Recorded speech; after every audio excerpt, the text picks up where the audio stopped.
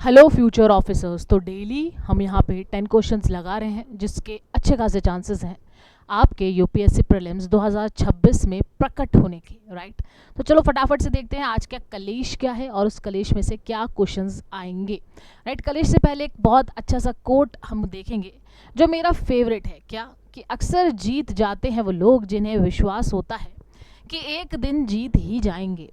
Right, तो जब तक आप अपने आप पे विश्वास रखेंगे ना, अगर आपको इंटरनल फीलिंग है, ठीक है, अंदर से फीलिंग है कि यार मैं जीतूंगा ज़रूर, भले ही टाइम लगेगा लेकिन मैं जीतूंगा ज़रूर, तो अक्सर जीत जाया ही करते हैं। राइट, लेकिन उसके लिए आपको खुद से फील आना चाहिए, ठीक है, खुद में विश्वास होना चाहिए।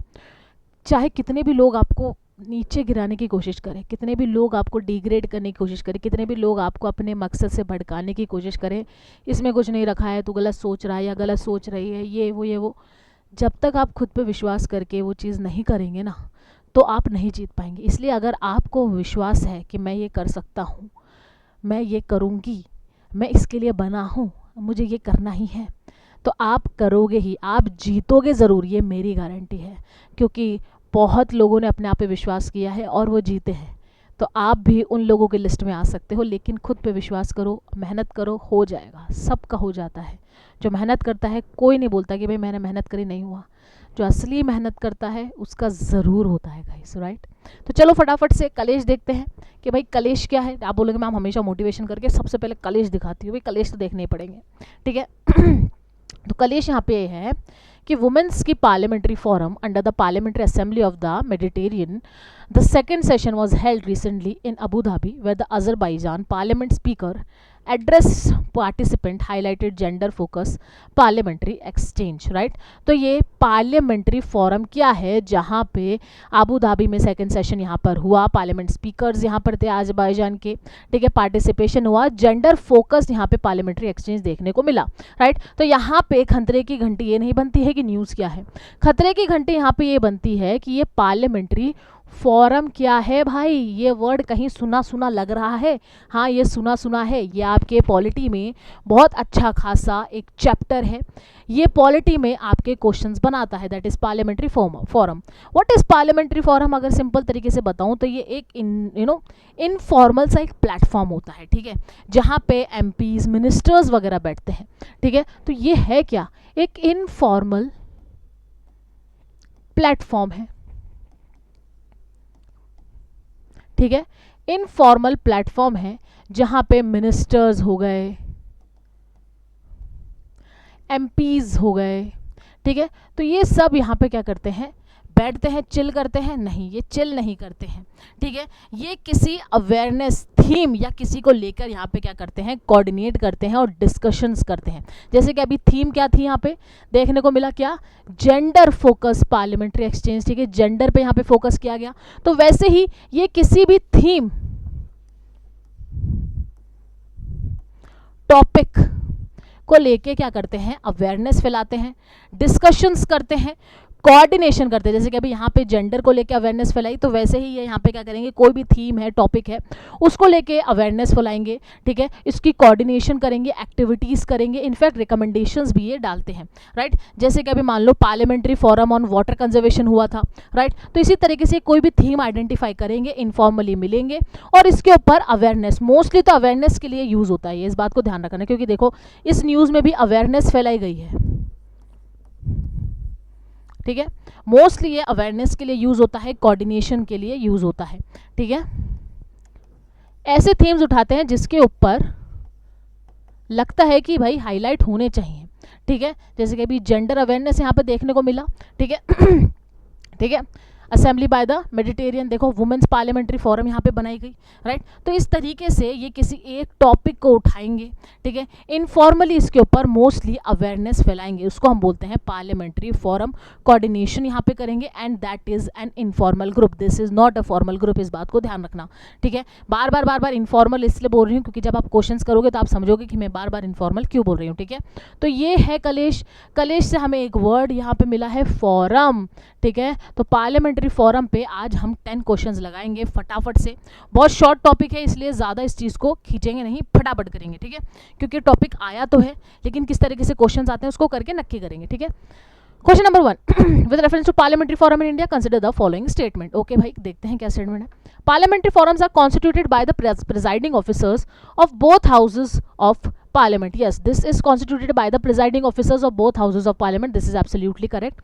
Second, they are statutory body created under the act of the parliament. No, this they are not the statutory body, informal body मैंने आपको बताई थी, राइट? तो सेकंड यहाँ पे बिल्कुल ही इनकरेक्ट हो जाएगा, आप आराम से उसको एलिमिनेट कर सकते हो। Third, ministers are completely excluded from their membership. मैंने क्या बोला कि यहाँ पे आपको मिनिस्टर्स, एमपी सब देखने को मिलने वाले हैं, क्योंकि इनफॉर्मल है, यहाँ पे एक्सक्लूजन करने की कोई ज़रूरत नहीं पड़ती है, राइट? तो थर्ड यहाँ पे हो जाएगा और आपका आंसर यहाँ पे 1 हो जाएगा, राइट?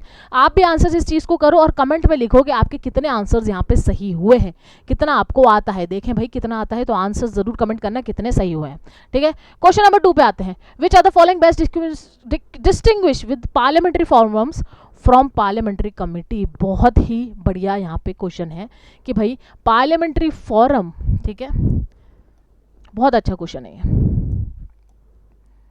ठीक है? पार्लियामेंट्री फॉरम कैसे डिफरेंट है पार्लियामेंट्री कमिटी से? अब कमिटी से पहले वाला पढ़ा था हमने, कमिटीज, राइट? पार्लियामेंट्री कमिटीज, तो ये फॉरम से किस तरीके से डिफरेंट है? Forum examine bills whereas committees do not. No, first is incorrect. Forums are issues based discussion platform. Committees are oversight mechanism. This is absolutely correct है, ठीक है? अगर हम देखो फॉरम्स यहाँ पे क्या होता है, डिस्कशंस, अवेयरनेस और इंटरफेरेंस, इंटरफेस करने के लिए, इनफैक्ट सबसे मोस्टली अवेयरनेस के लिए होता है ये प्रोग्राम्स, ठीक है?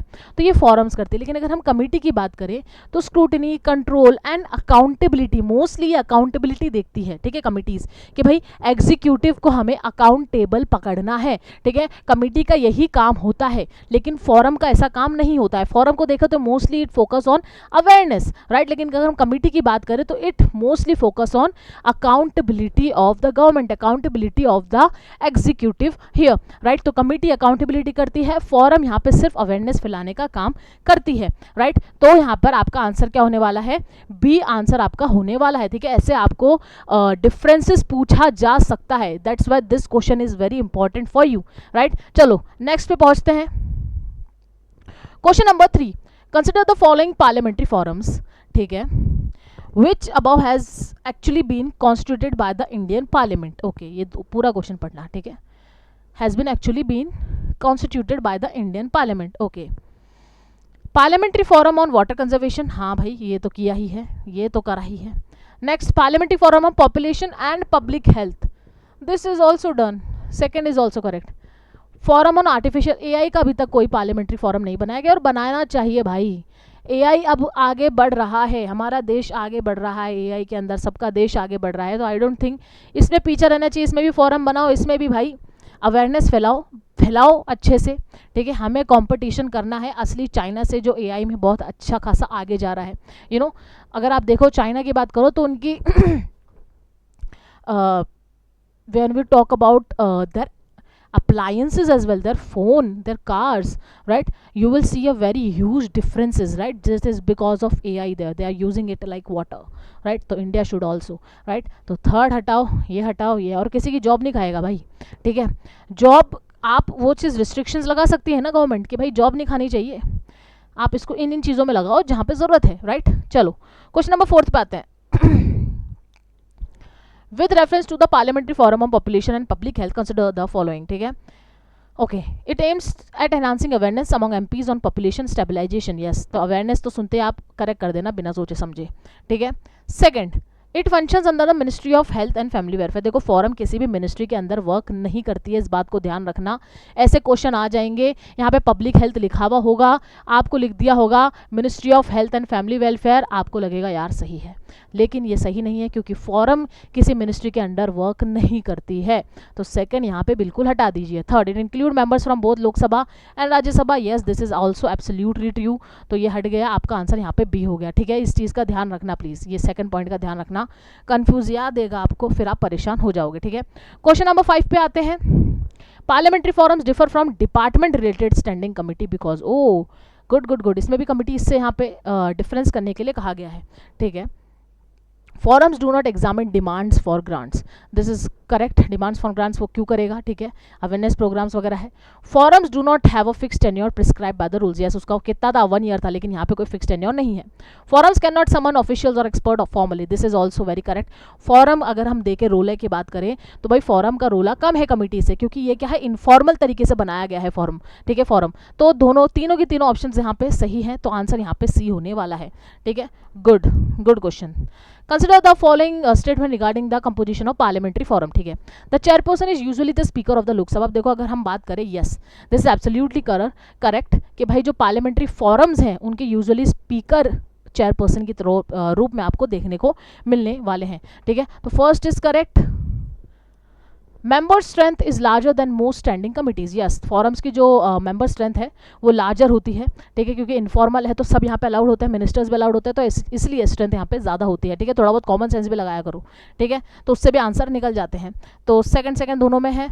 Next, private members can be a part of parliamentary forums, क्या ये फॉरम का पार्ट बन सकते हैं पार्लियामेंट्री प्राइवेट मेंबर्स बन सकते हैं? ऑब्वियसली इनफॉर्मल ग्रुप है, इसमें क्या दिक्कत है, ठीक है। इसमें सोचना हल्का सा दिमाग लगाओ यार, अगर इनफॉर्मल ग्रुप है तो क्यों रिस्ट्रिक्ट कौन करेगा प्राइवेट मेंबर्स को, नहीं करना है, राइट। तो ये तीनों की तीनों स्टेटमेंट एकदम सही है, तो आंसर यहाँ पे आपका डी होने वाला है, ठीक है। क्वेश्चन नंबर 6 का डी होने वाला है। इसको करेक्ट कर लो भाई, ये हो जाती देखो कभी कभार पीपीटीज वगैरह में, ठीक है, प्रॉब्लम, ऐसा मत बोला अरे करेक्शंस करो, ठीक है, मैं बोल रही हूँ करेक्शंस है, इसका आंसर डी होने वाला है। चलो क्वेश्चन नंबर 7 पे आते हैं। Which of the following forum is correctly match with its primary objective? ओ भाई ओके, देखते हैं। Forum on global warming, examination of climate bills, it will not examine the climate bills bro. क्यों करेगी climate bills? Awareness को देखो ना forums का। Forum on disaster management, oversight of NDMA finances, क्यों फाइनेंसेस को भी ओवरसाइड नहीं कर सकते, सिर्फ अवेयरनेस वगैरह, इनफॉर्मल ग्रुप है, इतना बड़ा है, जिम्मेदारी कौन देगा? Forum on water conservation, creating legislative awareness and best practice, देखो अवेयरनेस आती है, क्या बोला था, आंखें बंद कर लो अवेयरनेस आती है फॉरम्स में, क्लिक कर दो अवेयरनेस पे, ठीक है। तो 7th का यहाँ पे सी होने वाला है, ठीक है। चलो आगे बढ़ते हैं क्वेश्चन नंबर 8 पे। Parliamentary forums are considered soft institute in India parliamentary system because, अब देखो सॉफ्ट, ये बहुत ही अच्छा स्टेटमेंट है, सॉफ्ट है भाई, फॉरम्स बहुत सॉफ्ट है क्योंकि इतनी पावर्स इधर है ही नहीं, ठीक है, सिर्फ अवेयरनेस फैलाने के लिए रख दिया है, ठीक है। They lack enforceable decision making authority, exactly. They function mainly as consultative and awareness platform, good. The recommendation require approval of the cabinet, भाई क्यों चाहिए, कोई रिकमेंडेशंस वगैरह में कोई अप्रूवल नहीं चाहिए, दे ओनली रिकमेंड समटाइम्स, ठीक है, बाकी तो अवेयरनेस का काम करती है, ठीक है। तो भाई 3 यहाँ हट जाएगा, 3 यहाँ से हट जाएगा, 1 यहाँ से हट जाएगा, आपका आंसर यहाँ पे बी होने वाला है, ठीक है। Good question. क्वेश्चन नंबर 9 पे पहुंचते हैं। अगर नहीं पता ना आपको पार्लियामेंट्री फॉरम्स का मतलब, तो फंस जाओगे यहाँ पे, फंस जाओगे बाय गॉड, ठीक है। 9th, which of the following statement correctly explain why parliamentary forums do not violate the principle of separation of power, ठीक है। they do not exercise executive authority, answer ये है, ठीक है। तो भाई एग्जीक्यूटिव अथॉरिटी एक्सरसाइज नहीं करते हैं, इसलिए सेपरेशन ऑफ पावर यहाँ पे बना रहता है, ये यहाँ पर आंसर है, सिंपल, ठीक है। बहुत ईजी क्वेश्चन था, 3 पढ़े ऑप्शंस मेरे हिसाब से रहने दो, क्योंकि टाइम बहुत ज़्यादा लग रहा है, मैं चाहती हूँ जितना हो सके उतना कम टाइम में अपन चीज़ें करें, ठीक है। 10th, in UPSC prelims parliamentary forums are best categorized under which of the following? Okay, parliamentary forums are best categorized under which of the following? Okay, instrument of parliamentary control over executive, never. Quasi judicial bodies, क्या ये quasi judicial है कि यहाँ पे आपको civil courts वगैरह की कोई पावर्स देखने को मिलती है? फॉरम्स में नहीं मिलती है भाई, हटाओ। क्या ये समन कर सकते हैं? नहीं कर सकते। See, non statutory, okay, consultative mechanism for issue based deliberation, see is good. Next पढ़ते हैं। फाइनेंशियल अकाउंटेबिलिटी हटा दो, तो आंसर यहाँ पे सिंपल सादा सी होने वाला है, क्योंकि भाई ये यहाँ पे कंसल्टेटिव मैकेनिज्म है, इश्यूज को यहाँ पे हाईलाइट किया जाता है, उसको डेलिबरेटली दिखाया जाता है कि भाई ये इश्यूज है, यहाँ पे इस तरीके से क्या होना चाहिए, यहाँ पे जागरूकता होनी चाहिए, राइट। तो इसी तरीके से हम यहाँ पे क्वेश्चंस करने वाले हैं, डेली यहाँ पे क्वेश्चंस लगने वाले हैं आपके लिए एस्पिरेंट्स, ठीक है। डेली हम एक टॉपिक उठाएंगे, कलेश को यहाँ पे आइडेंटिफाई करेंगे और 10 क्वेश्चंस लगाएंगे। पढ़ते रहो, आगे बढ़ते हो, और कमेंट में लिखना कितने आपके आंसर सही हुए हैं। बाय बाय, टेक केयर और पढ़ते रहो।